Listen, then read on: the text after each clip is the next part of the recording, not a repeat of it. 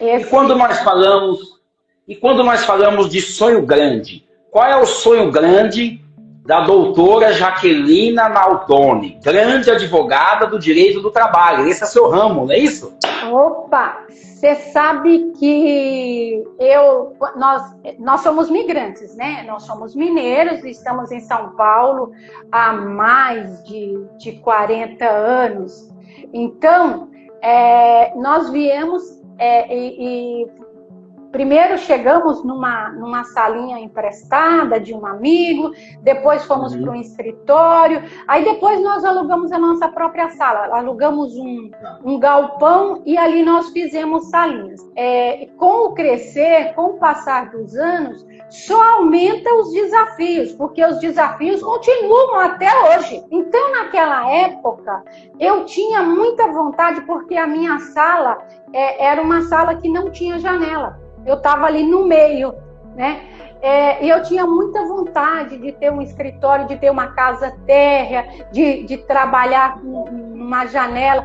Hoje eu trabalho no escritório, que é um sobrado, e da minha janela tem uma árvore na frente onde os pássaros cantam e eu posso ouvir. E quando a senhora tem um escritório desse, bonito, que os pássaros cantam, décadas na advocacia, já tendo atendido milhares de clientes, sobretudo nas áreas do direito do trabalho, quais são as ferramentas que a senhora utiliza no escritório? Nós temos, com essa tecnologia, com a administração, gestão de escritório e gerir tempo, o nosso maior desafio é o tempo, é aplicativo de gerenciamento dos processos, e tudo isso eu faço em várias formas, eu não deixo apenas de uma forma, porque se der algum problema de internet, eu não consigo acessar, eu tenho que ter um arquivo morto, eficiente, que se eu tiver que consultar alguns dados antigos, eu tenho essa informação. Então, essa dinâmica de estrutura, de gestão do escritório, ela tem que estar bastante afinada para a gente aproveitar, otimizar o tempo e delegar poderes também. Esses processos, esses aplicativos de gerenciamento, e também agora eu estou, porque não basta só eu ter uma planilha de saber quantos processos que eu tenho em andamento, quantos processos que estão para julgamento, eu preciso de saber qual é o meu passivo trabalhista. Porque hoje em dia o maior gargalo da justiça hoje o maior gargalo do judiciário é a execução. Tem o processo de conhecimento, temos uma sentença, mas ela acaba não se concretizando, não tendo uma prestação jurisdicional efetiva, porque esbarramos na execução. Até então, eu procurava parceiros para cuidar das minhas execuções. Aí acabou não dando certo, o que eu fiz? Eu tenho essa planilha de saber qual é o meu passivo trabalhista. Eu digo passivo trabalhista dos meus processos.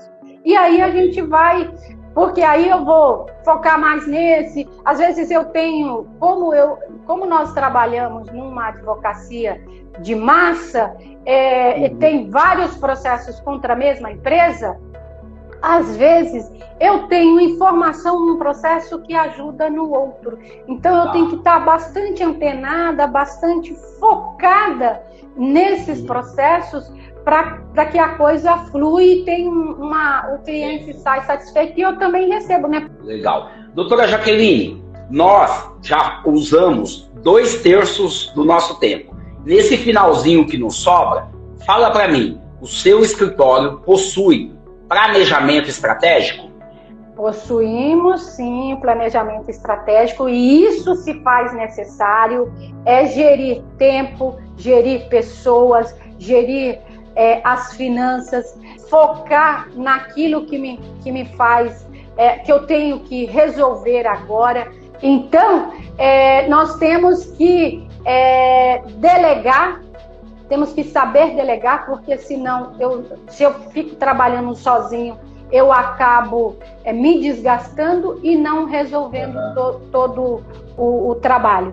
Então, focar na administração, verificar as finanças, verificar o meu marketing, verificar, por exemplo, hoje com tecnologia, saber se o meu equipamento está legal, se a minha internet, se tem uma internet melhor, qual é o meu ambiente para fazer a audiência, qual é o melhor local.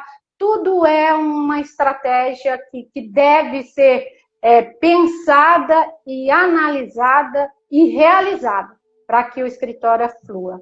Ô, doutora, qual é a sua fonte de inspiração? O que você faz para renovar suas energias? Então, eu geralmente, eu acordo bem cedo.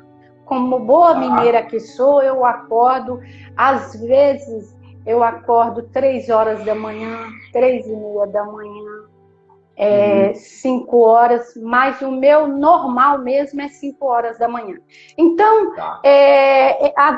das 5 até as 9 da manhã, eu dedico a mim. Eu faço os meus exercícios mentais, eu faço meus exercícios físicos, eu ajudo meu marido também. Um bom papo, um amigo, família, vinho, música, tudo isso é inspiração. Vinho eu já estou tomando aqui. Ô, doutora Jaqueline, oferta para nós, sobretudo para eu, que sou um jovem advogado, ou para quem está abrindo um escritório, qual o conselho que a senhora nos dá? Dê para nós um conselho. Primeiramente, é assim, nós estamos num mundo em que a gente aprende a todo momento. Então, eu tenho uma experiência a mais do que alguém que está começando agora. Outras pessoas têm mais experiências do que eu, mas o importante é focar num nicho, se dedicar àquilo que se propõe. E mais, a advocacia, ela precisa, o colega precisa de saber que o seu escritório é uma empresa. Ele precisa de vender, ter estratégia, ter planejamento, ter foco, ter disciplina, porque às vezes nos falta e saber que, a depender do nicho que se vai atuar, você não tem um valor agora, e você vai só receber quando terminar o processo, que é o caso do trabalhista. Então, veja o escritório como uma empresa. Faz gerência do seu escritório, não mistura vida pessoal com vida. Tenha o seu momento de vida pessoal, tenha o seu momento. Tenha o seu momento de trabalho, tenha o seu momento de lazer, faça o seu network, faça parceria. O network é muito importante. E network a gente faz em qualquer lugar. Participar de encontros, participar de... hoje em dia tem-se muita comunidade, porque você pode fazer uma parceria, você pode ajudar alguém, você pode ser ajudado, enfim, o network se faz necessário. É claro que o cliente satisfeito, o cliente contente, ele traz muita gente. E por isso que a gente precisa de focar no nicho para dar o nosso melhor, para que o cliente fala, eu vou no doutor Ribeiro porque ele vai resolver o meu problema. Se ele não resolver, é porque não tem solução, e se ele não conseguir, ele vai me dar um caminho. Então, e o cliente precisa, a gente precisa de passar essa credibilidade, esse conhecimento para o cliente. E sabendo que nós, advogados, estamos sempre aprendendo, estamos sempre ali caminhando, fazendo cursos, fazendo parceria, aprendendo, saindo da zona de conforto, porque ultimamente o que mais se tem feito é saído da zona de conforto, né? Porque veja você,